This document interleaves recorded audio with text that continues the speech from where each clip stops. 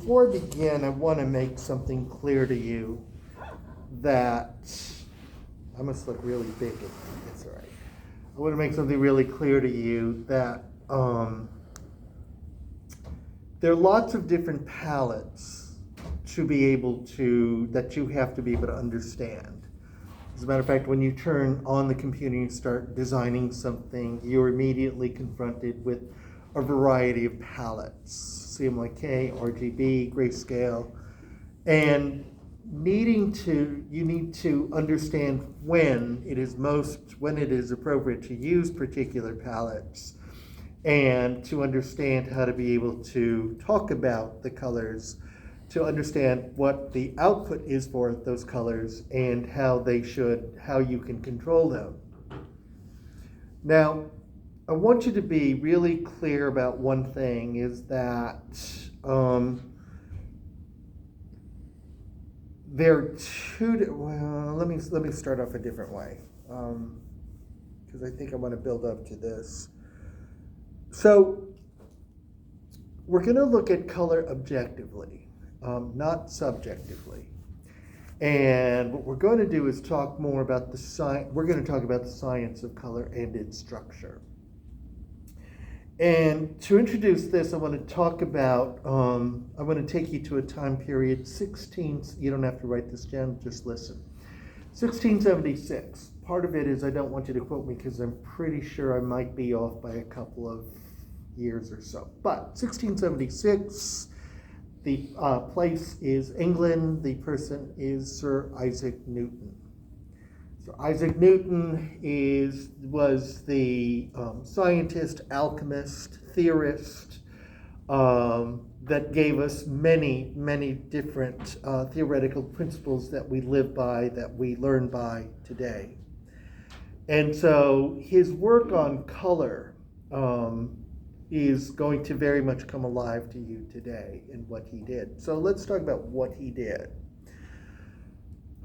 What Sir Isaac Newton did was he put himself in a room and darkened the room, or covered the windows with material that omitted light from coming through in it. So the room was pitch black. And then over here, where there was a covering over the window, he punched a hole in that covering, which allowed a beam of light to shine through from the sunlight. Okay? And what he did, hold on one sec. There's a wasp over here. I forgot where it went. You want to move over here? Yeah. It just like flew past my leg. I was like, Freaking out? yeah. Okay. You want to move further? I mean, yeah, but it's kind of like still fire. I don't know. You want me to come kill it? Unless somebody has a problem with me killing a wasp. You do? You want to go get it? I'll tell you what. Why don't we get it if he comes over to you? How's that? Okay, because I want to finish this, or I want to get into this. So he opens up an opening on the window. Beam of light comes through, and what he does is he projects it. That puts that light right through a prism. And what that beam of white light does is he's able to bend that light, or another word for it is refract. Refraction is the bending of light. And what happened was he bends the light and a projection comes up, and it's a projection of color, or a hue spectrum. And then he takes that hue spectrum and he projects it back into the prism, bends it back down, and it comes out white light. Interesting, okay? So Newton starts doing all of these experiments about trying to find out why white light, refract, color, what are the colors, how do they come about, where do they come about, and how do they fit into context of what is called the electromagnetic spectrum, which is what I'll talk about in just a little bit. So Newton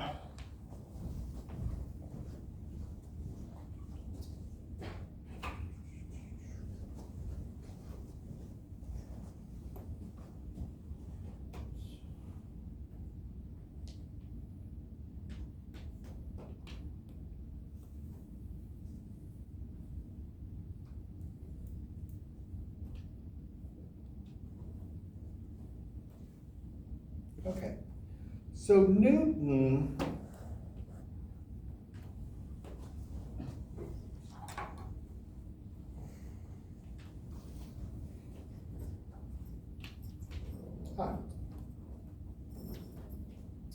realizes that color travels in wavelengths, and that we have what's called the electromagnetic spectrum, and within the spectrum we have, and the electromagnetic spectrum is measured in peaks or nanometers, and the further away the peaks are, we have a low frequency. The closer the peaks are, we have a high frequency. In the electromagnetic spectrum, we have long wavelengths, which are these, and short wavelengths, which are these. And in the electromagnetic spectrum, we have frequencies, like radio frequencies, which is the lowest frequency we can do. AM radio, FM radios. Climbing up the frequency spectrum, we then have microwave, which cooks our food. Then we have infrared light. Have you ever used a little pointer? That's infrared light. And what's really interesting is that in the spectrum, in this area right here in the middle, is visible light. And what this means is that this is the area of the spectrum that humans can actually see the wavelengths, okay? And that the color palette or the spectrum travels in different frequencies from a low frequency to a high frequency within the spectrum alone. Beyond that human visibility, we have ultraviolet light, we have X-ray frequencies, and then gamma rays. I want to talk about this end of the spectrum just a little bit more, because it is that opposite side of, where we could see that we need devices to help us see that light or to actually use that light. For instance, an ultraviolet light can be used to be able to see, in criminal cases, to see certain matters, correct? An X-ray is a light that is projected that can see through the body. And then there is the ever so destructive gamma ray. Come on. Gamma ray is that really high frequency that's very destructive. And what I want to draw your attention to is this, and then going this way. And I want to talk about Superman. What was Superman known for? Superman, beyond his ability to be able to fly, Superman was able to see through walls, correct? High frequency. Superman was also able to project beams through his eyes, correct? And destruct. Gamma ray. So Superman had the ability, even though he was a made-up character, the design of this as a character was that he was able to have the capacity to see beyond the human eye, and to be able to use, as opposed to us holding an X-ray machine, he had that ability to do that, which really gives him full access to the entire electromagnetic spectrum. So now what we're going to do is we're going to look at this section of the electromagnetic spectrum. And we are going to do it by looking at the spectrum. And by the way, this is backwards. This should be, blue should be over here, and red should be over here. And we find that the hue spectrum is also travels in wavelengths, 400 nanometers for the blue to 700 nanometers for the red. And what I want you to do is I want you to imagine this bar, this spectrum. And by the way, where else do we see this spectrum? Any thoughts? Where do you see this spectrum? A rainbow. A rainbow, right. And it's the same concept. After a rainfall, the droplets of water are projected through the light, refracting the light, creating a rainbow, right? Rainbow. So what Newton does is he takes this rainbow structure or spectrum, and imagine if I could grab this end with this end, the red and the blue. Okay, I'm going to grab it, and I'm going to stretch it, stretch it, stretch it, stretch it, stretch it, overlap it. Okay, so now what I'm going to do, what he does is he overlaps the low frequency side with the high frequency side. So it's now a circular structure.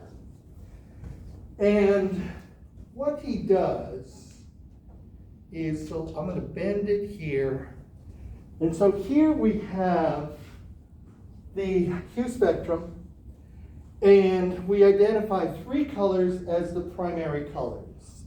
The primary colors are red, green, and blue. Red, green, and blue. Red R, green G, B, blue. RGB, RGB, RGB. Where do we know RGB from? Sorry, who said that? Where? Telephones? Like, you mean cell phones? Okay. I'm old. When somebody says telephone, I think of that thing with the buttons. Cell phones, you're right. What else? What else? I got some RGB lights in my house. Why do you have RGB lights in your house? Because they don't get as hot as the lights in my RV. You mean like light bulbs, RGB? Yeah, like the light. No, I'm talking about strips. I've got strips right up in my living room. Why do you have that? It's a softer light, and as well as it doesn't get as hot as the bulbs that are in the RV. I'm more afraid of it burning down than anything. So. Okay. That's interesting. Were you the one that did the video with the colors in the room? Somebody did that. Was that you? Okay. Is it like that? Yeah, I have it in, yeah. You guys are so fancy. Where else do we see RGB besides his bedroom and her room? Everyone? Sorry? Sir? I said everywhere. Yeah, but I need more specifics. Give me specifics. Sir? I was gonna say like advertisement, like a lot of like companies use it. Oh, give me devices. Come on. Like an old TV or... A TV set, RGB. A projector, RGB. A computer screen, RGB. Lighted road signs? Excuse me? Lighted road sign? Lighted road signs, RGB. Okay? Anything that makes color with light is RGB. Okay? Do you guys remember being on stage for a beauty pageant or accepting an award, and you had to walk across the stage and you saw those lights that were there? Do you remember what colors they are? R, G, and B. Yeah.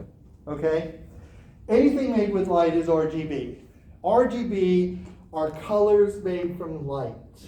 They are the purest, the cleanest, the most saturated colors you're going to be able to make. They're so pure that you cannot emulate them in pigment. This is the first point I wanted to make. There is a difference between colors made with light and colors made with pigment, or another word for that is colorant, okay? You're going to be working on the computer, which means a lot of your palettes or compositions are going to be done in RGB because they're meant for the screen. But if you were to print them out, they would be printed out in color, different color palette, different structure. Do not confuse the two. Right now, we're only dealing with colors made from light. So remember when I said that Newton got this side and he overlapped them? If you shake this, make sure it doesn't fall asleep. We get this color here. So let's mix our colors. And we're going back to like when you were in grade school and the teacher held up yellow and red and said, okay, children, what happens when I mix yellow and red together? What color do I get? And you were all excited because you screamed orange. And the teacher said you were correct. It is orange, right? We're going to do the same thing. We're going to mix our colors. So red and green and blue are acknowledged as the primary colors. When you mix a red with the green, you get this color called cyan. When you mix green with blue, you get yellow. When you mix the low end with the high end, blue and red, you get this color, magenta, not purple, magenta. okay? Yellow, cyan, and magenta are the second generation of colors. They are the offspring of the primaries of colors, okay? Memorize the mixing of colors in light. This is a man-made color. This is not a color that exists on the rainbow. And it does not exist in the rainbow because the rainbow is a spectrum high to low, but not overlapped. Newton overlapped it, okay? Now, why is Newton so old? Nobody pays attention to him anymore. Well, oddly enough, there's the experiment of the, white light going through. We have the hue spectrum projected back into the prism. We have white light, the refraction of white light, or the bending of light. So, why do we care about Newton? Now, this part I want you to pay close attention to because you're going to be doing this, all right? And I'm going to give you step by step. I'm going to show you step-by-step instructions. The first thing is I'm going to set up my artboard to be 6 inches by 6 inches. The color palette, I want it to be, look at there, RGB. Okay, so we're going to work in RGB.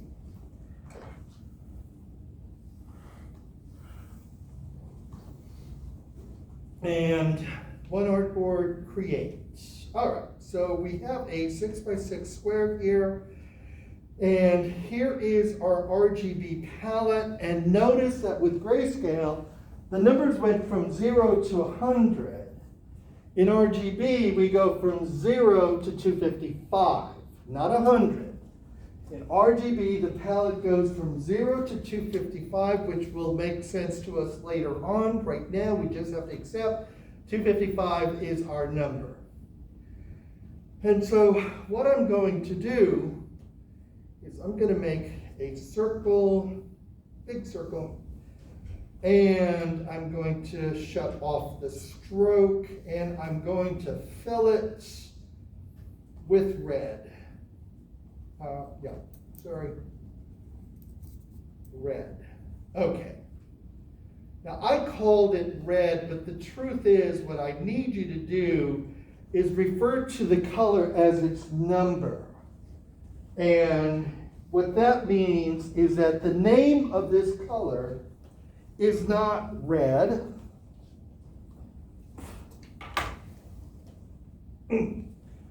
It is written as 25500. And the reason why it's written with that is the first number is always red, second number is always green, third number is blue, RGB. Okay? You always have to identify all three numbers when referring to colors made with light. Another way to write it can be stacked 25500. Okay? So, or 255, comma, 0, comma, 0, comma, just as long as the numbers are separated. Ugh. Don't need that anymore. So now what I'm going to do is I'm going to replicate that circle, and I'm going to put that down here, and I'm going to fill that with 0, 255, 0, which is green. And then I'm going to replicate that, put it to the edge, and I'm going to replicate that with 0, 0, 255, blue. RGB, red, green, and blue. Sir? So all three of their names are going to be 220, 255? All three of these colors have a combination of either a 0 or 255. They're always three positions, okay? So this is 25500, this is 0, 255, this is 00, 255. Okay. Yes, sir. When we name it, so we put the zeros with it. Correct. Yes, sir. You don't call it red, blue, green, you use the numbers, sir. Doesn't matter how big the circle was. Excuse me? Doesn't matter how big the circle was. Stop there, I'll answer that in just a little bit. So now what I'm going to do is I am going to select all three of my shapes, and I'm going to access a palette called Window I'm gonna look for something called the Pathfinder. The Pathfinder looks like this, okay? And on the Pathfinder, I want you to find the lower left-hand corner, a button, and if I put my cursor over it, it says divide. And with all three shapes selected, I'm gonna click on divide. Doesn't look like it did anything, nothing happened, but something did happen. Because I'll show you what happens. So now, using my white arrow tool, I could click on the shape that's overlapped red and green. And right now it's 255 or 255 green. I'm gonna add 255 red. Turns into yellow. I'm gonna click on the overlap between the blue and the green and add the green. There's the cyan. I'm gonna click on the overlap between the red and the blue and add the red 255, 255. There's the magenta. Let's click on the overlap between A, B, and C, which should be what number, by the way? 255, 255, 255. 255, 255, 255. Boom, white. Newton comes alive. Okay? Clear? Simple? Very simple, right? Okay.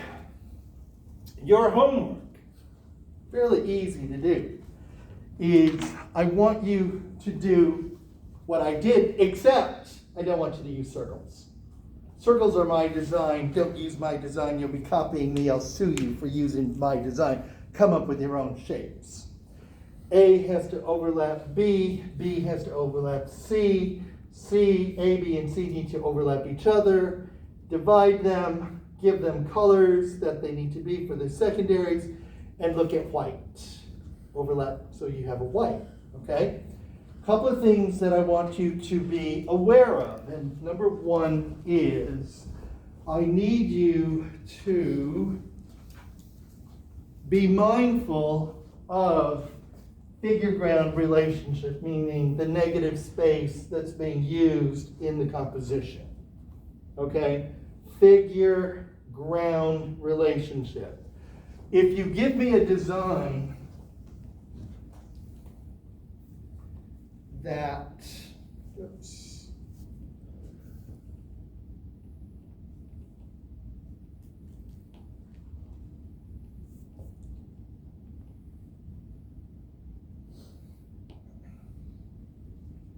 that is floating on the page, that's not good. Because this is just a figure on a background. It doesn't give me a negative space. Okay, so I want you to be cognizant of the picture frame. This is something you dealt with in your foundation classes. If I have to reteach it to you at this level, you shouldn't be in this class. So I want you to consider the negative space of the composition. So far, so good. Any questions? Are we clear? Okay. Yes? Oh, since you said we have to use a different shape, are we still not gonna be able to use like? Correct. Those tools I told you not to use, absolutely. This goes for the rest of the semester. Okay, so I want to show you something because this is typically a mistake that some people will make, and it's simple. But does anybody have any experience with this color green when you were designing a fraternity poster or a sorority poster or a church flyer? Did you ever use this green and print it out? No? No? All right, let me show you something. So, a common mistake often made by students in this class with this project, and it becomes very confusing, is when you neglect to work your color mode in RGB and you select CMYK. And so you go, oh, wait a minute, this is not what let me work on my RGB. Here we go. And let me make my green shape. And let me fill it with 255 green. Oh, sorry. Yep, that's right. Oh, where's my green? Oh, cancel. Oh, come on, Ed, damn it. Take that, okay. Now look at that green and look at my green. Look at that green, look at my green. What is the difference between those greens? One's a lot brighter. Yes. The green and what happened? I'm still using the RGB palette. Here's the clue. Do you see where that file is? See where it says CMYK preview? This file, bright colors, is RGB preview. You're working in the wrong color mode. Okay? So what you need to do, if you are, and you're finding your colors to be limited like this, simple, go to File, Document Color Mode, select RGB, and then look what happens to that green. It's not pure green. We want to make it pure green, and so there it is. And it will leave you alone. So make sure you're working in the right color mode. Okay, yes? You said you didn't want us to use geometric shapes like octagons and such, right? I want you to make your shapes. Okay. Okay, I don't care what they're, just as long as you use your pen tool to make them. Okay? Wait, you said you used the pen tool to make them? Keep them simple. I don't really care what shapes make, just make them simple. How's that? Okay?